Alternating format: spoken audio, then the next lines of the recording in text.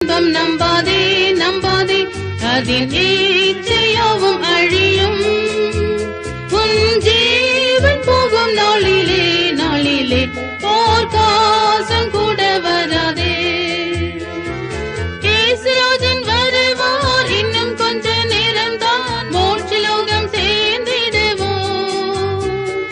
இயேசுராஜன் வருவார், இன்னும் கொஞ்ச நேரம்தான் மோட்சலோகம் சேர்ந்து